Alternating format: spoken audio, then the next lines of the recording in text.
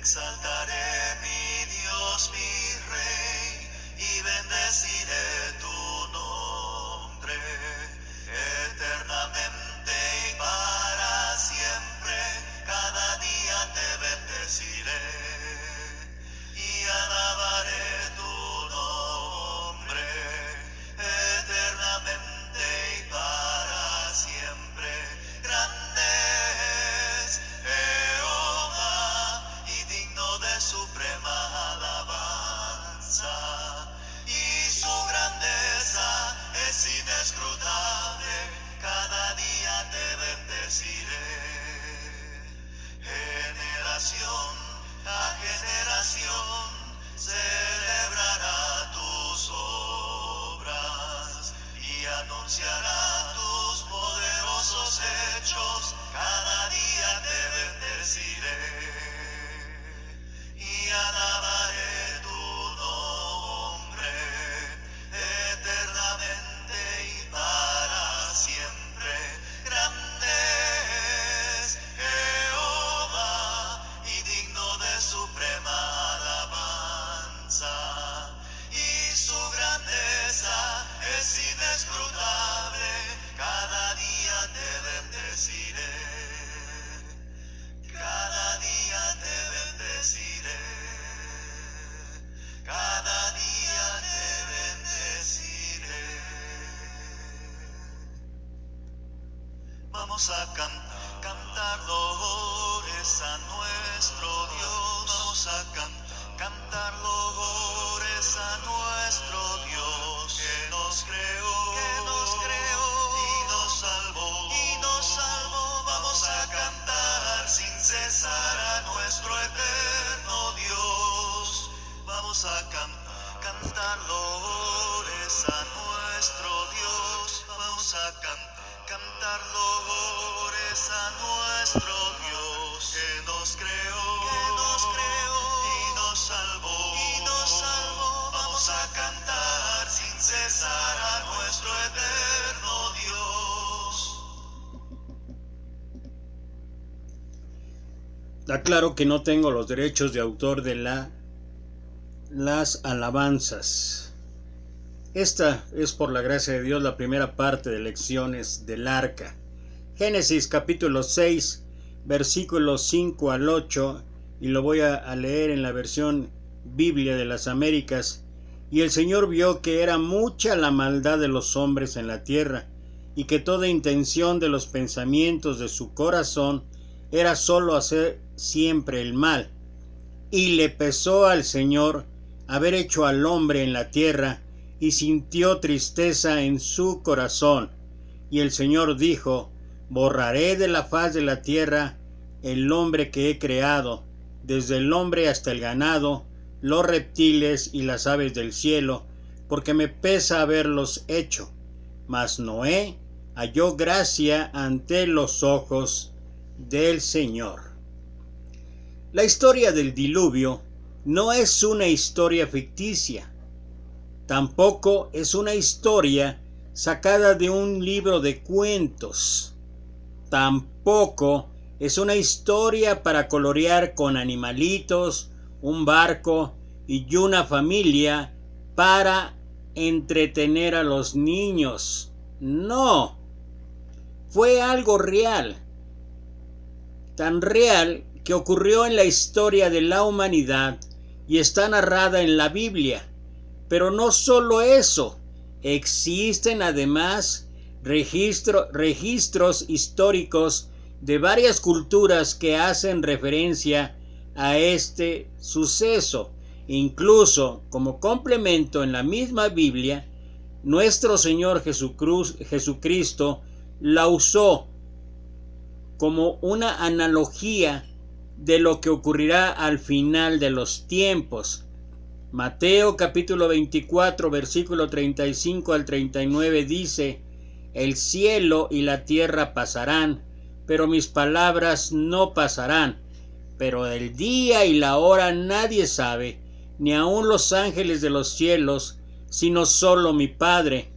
Mas como en los días de Noé, así será la venida del Hijo del Hombre. porque como en los días antes del diluvio, estaban comiendo y bebiendo, casándose y dándose en casamiento, hasta el día en que Noé entró en el arca, y no entendieron hasta que vino el diluvio y se los llevó a todos. Así será también la venida del Hijo del Hombre. Por lo tanto, esto es una enseñanza que afecta no solo nuestra vida, sino la vida de toda la humanidad. Hay tal cantidad de enseñanzas en estos dos pasajes que con la gracia de Dios pretendo o quiero dividirlo en 2 o 3 mensajes. Y vamos a ir primero al origen. Vamos a ir primero al pasaje que es narrado ahí en el libro de Génesis, lo que ya leí, y vamos a tratar de reflexionar, vamos a tratar de analizar, vamos a tratar de entender y comprender cuál es la enseñanza que nos muestra la palabra de Dios con respecto a este suceso en verdad increíblemente cierto, increíblemente grandioso, y que tenía un propósito y Dios lo estableció así. Vamos a analizar, vamos a tratar de reflexionar versículo por versículo. Versículo 5 de lo que el pasaje que ya leímos. ¿Cuál era la situación que prevalecía en aquel momento, en aquel tiempo?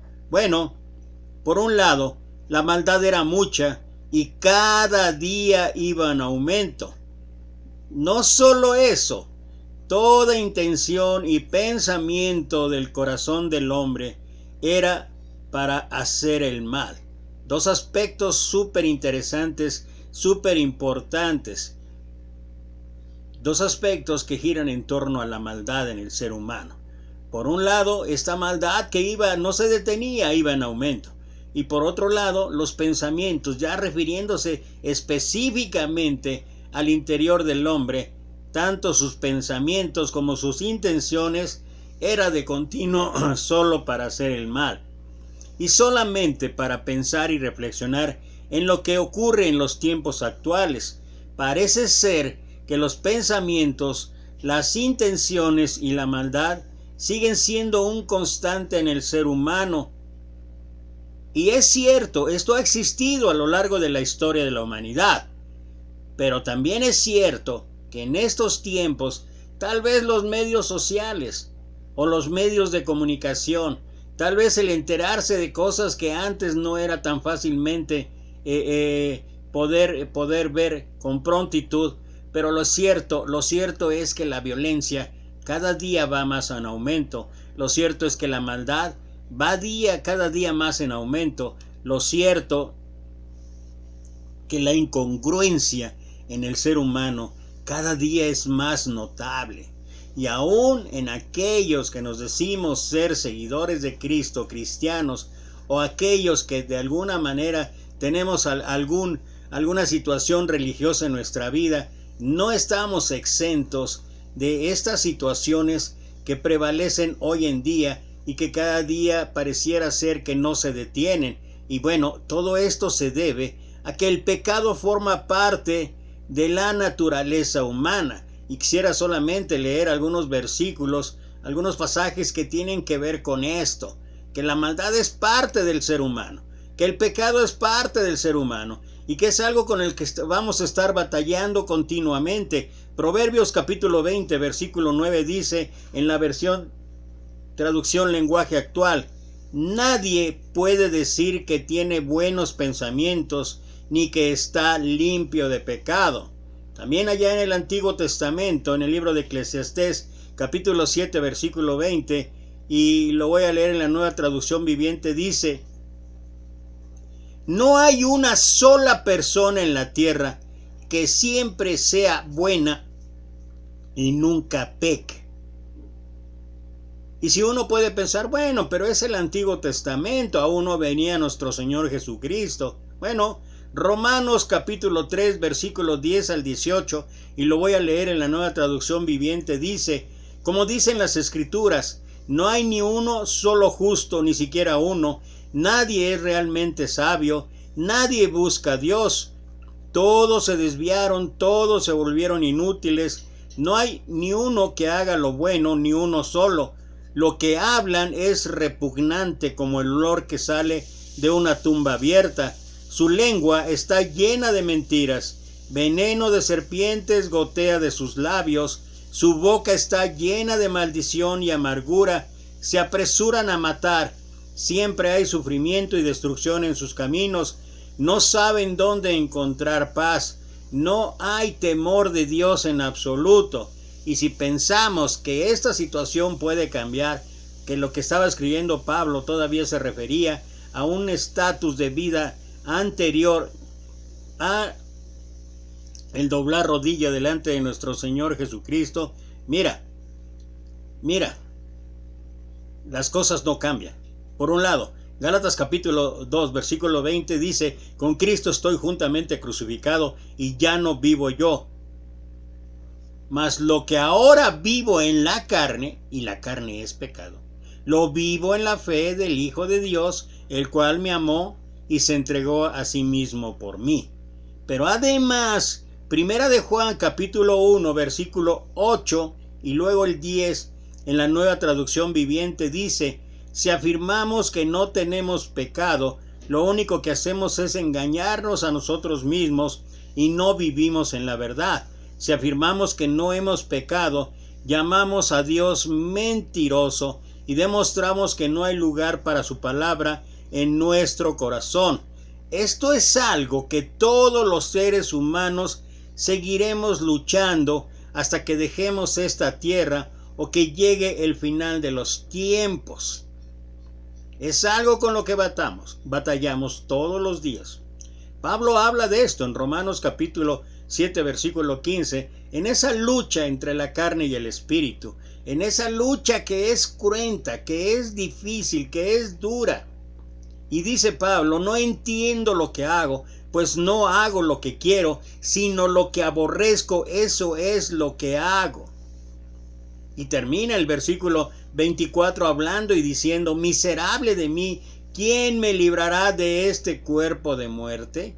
Gracias doy a Jesucristo, Señor nuestro. En Jesús tenemos el Espíritu de Dios, tenemos el Espíritu Santo. Pero esto es una constante batalla. El pecado no se va a ir. El pecado ahí está, la carne ahí está. Y es una lucha contra el espíritu. Y claro que luchamos y tratamos de que prevalezca el espíritu. Pero ¿sabes qué? En muchas de las ocasiones, como Pablo dice, no entiendo. Y cuántas ocasiones cada uno de nosotros, cristianos o no cristianos, tenemos que reconocer esto.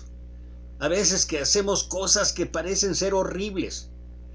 Y no estoy hablando de lo que nosotros consideramos a veces los grandes pecados, como asesinato, como adulterio, como fornicación, como robo, etcétera, etcétera. Simplemente a veces tenemos que reflexionar en lo que Santiago dice: el que sabe hacer lo bueno y no lo hace, le es pecado. O sea, el pecado de una u otra manera se quiere enseñorear de nosotros, se enseñorea de nosotros. Y luego, si le añadimos que tenemos que ser sobrios y velar, porque nuestro adversario, el diablo, anda alrededor nuestro como león rugiente buscando a quien devorar.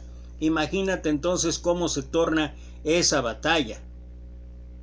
Esto es algo que ha ocurrido a lo largo de toda la historia de la humanidad.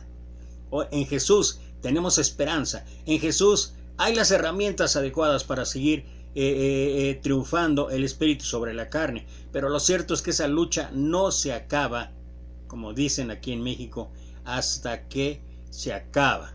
Y esta era la situación que prevaleció hace miles de años, ahí antes del diluvio. Es la situación que sigue prevaleciendo, y voy a hablar de estos días porque es lo que nos tocó vivir.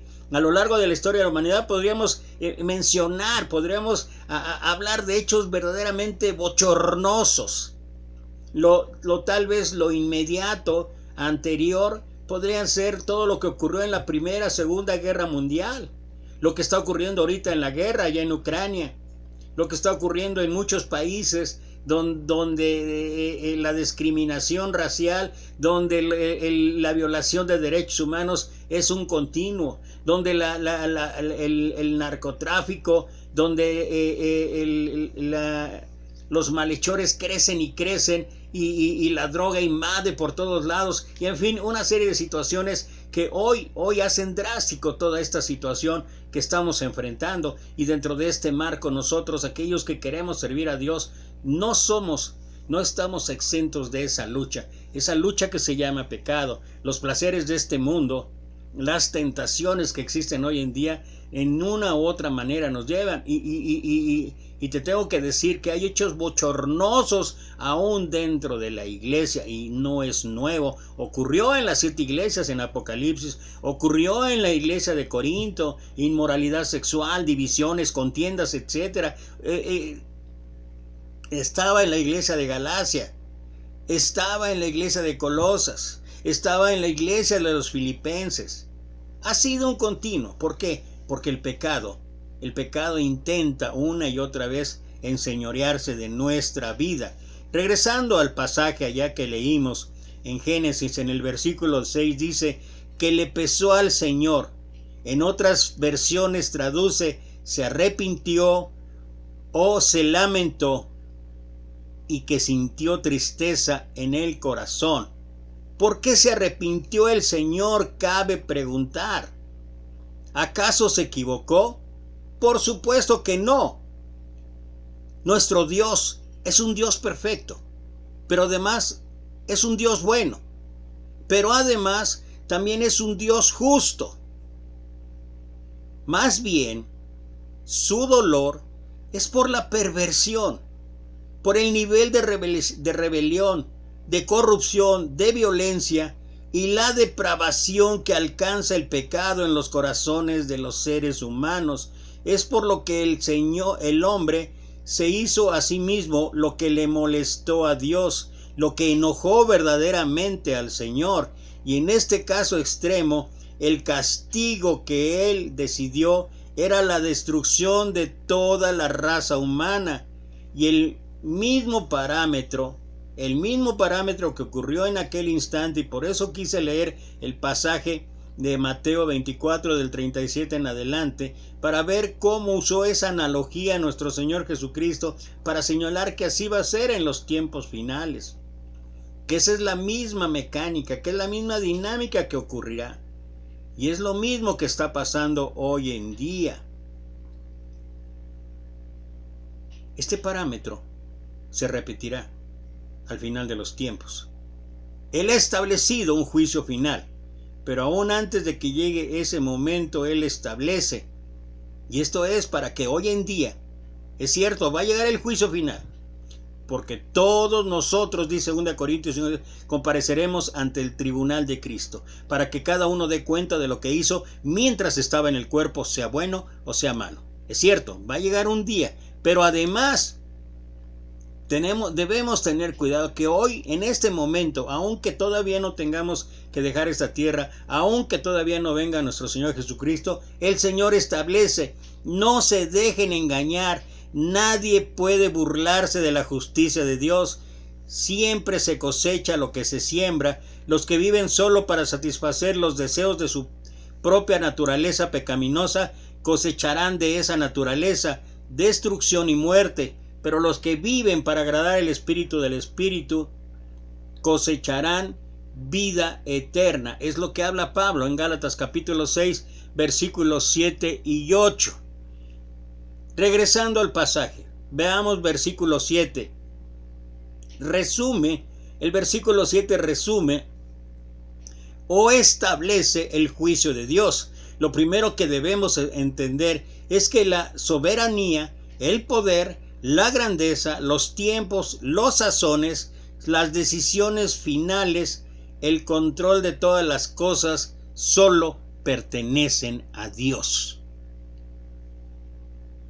Una cosa es que haya indicios, que haya señales, pero otra cosa, ¿qué es lo que va a suceder? Solamente Dios lo sabe, y solamente Él es el que en un momento dado habrá de elaborar un juicio justo para toda la humanidad. Mira lo que David escribió refiriéndonos a la soberanía, al poder, a la autoridad, a la grandeza, a la omnisciencia, a todo aquello que representa a Dios. Primera de Crónicas, capítulo 29, versículo 11 al 3, y lo voy a leer en Nueva Traducción Viviente. Tuyos, oh Señor, son la grandeza, el poder, la gloria, la victoria y la majestad.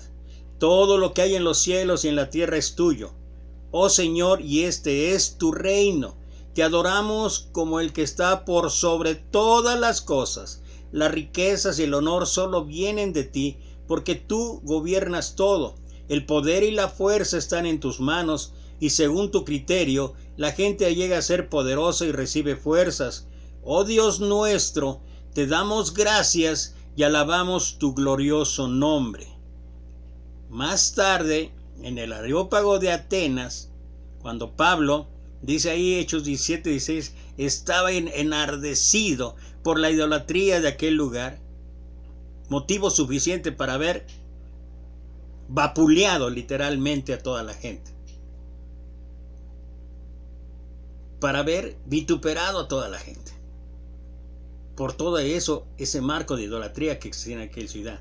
Sin embargo, él se concretó a lo mismo que hizo David. Hechos 17, 24, 25 dice: el Dios que hizo el mundo y todas las cosas que en él hay, siendo Señor del cielo y de la tierra, no habita en templos hechos por manos humanas, ni es honrado por manos de hombres, como si él necesitase de algo, pues él es quien da a todos vida, aliento y todas las cosas. Dios fue el único, nadie más, el que decidió poner fin en ese momento a través del diluvio a toda esa ola de maldad. Por tanto, y dado la soberanía, el poder de Dios, del mismo modo, cuando sea el momento, hoy en día, o cuando Él lo decida, nadie puede o nadie sabe o puede asegurar cuándo ocurrirá realmente el regreso de nuestro Señor Jesucristo. Los tiempos y las sazones solo le pertenecen a Él. Aunque haya grupos, aunque haya gente, aunque haya quienes digan o afirmen que tal año o que tal día o que tal tiempo ya es el señalado, el único que decidirá esto es nuestro Señor. Es cierto que los tiempos actuales están tocando, ya lo mencionamos, como nunca el clímax de la maldad y perversión en el ser humano, y que además muchas señales que la Escritura establece pareciera indicarnos el final. Y todo esto agravado, fíjense, todo esto agravado por la terrible pandemia que va a cumplir ya casi 3 años, que afectó a toda la humanidad, que afectó el cambio climático, que aumentó las guerras, que aumentó los desastres naturales. Pero aún y con todas estas señales, lo cierto es que esta decisión solo le corresponde a Dios. Jesús mismo establece que los tiempos y las sazones solo están en potestad de su Padre. Allí en Mateo 24:36 estableció: pero del día y la hora nadie sabe, ni aun los ángeles de los cielos, sino solo mi Padre. Hace muchos años, cuando estaba yo en la edad de adolescencia, estoy hablando de hace más de literalmente 50 años. De una u otra manera integré un grupo religioso.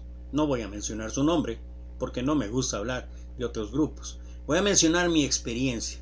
Y desde aquel tiempo, desde hace 50 años y aún un poco de tiempo atrás, ese grupo decía o señalaba una fecha, un año en específico, en que se iba a terminar todo. Pero llegó ese año y no pasó nada. Y luego volvieron a señalar otro año. Pero llegó ese año y no pasó nada. Para ese tiempo yo ya no estaba ahí. Había salido de ahí. Había huido de ahí. Porque no era congruente lo que hablaban con lo que dice la Escritura. Sin embargo, a través de todos los tiempos y a través de todos esos 50 años, han seguido argumentando, han seguido declarando el año, casi dicen la fecha, de que finalmente llegará el final de los tiempos. Insisto,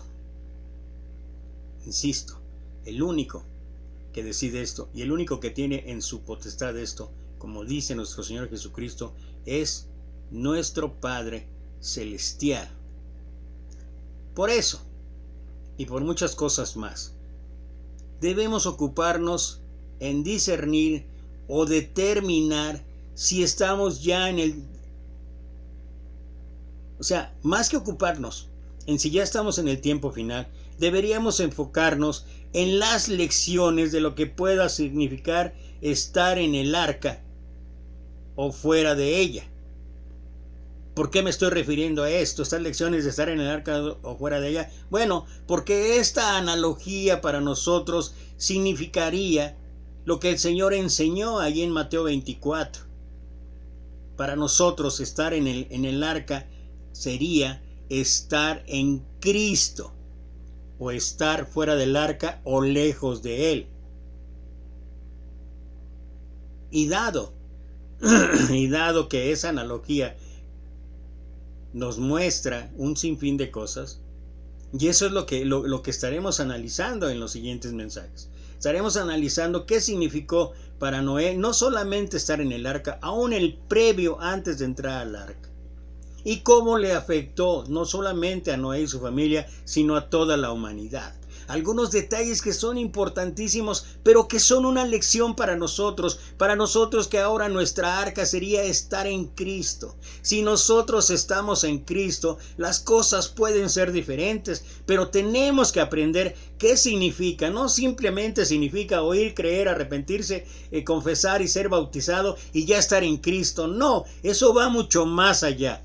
Porque es una lección de vida diaria, es una lección que debemos tomar a cada momento, una decisión que debemos tomar cada día. Debemos aprender a entender qué es lo que significa, entre otras cosas, estar en Cristo. Porque estar en Cristo no es estar en una esfera de comodidad. Estar en Cristo significa misericordia. Estar en Cristo significa crecimiento. Estar en Cristo significa un trabajo de equipo.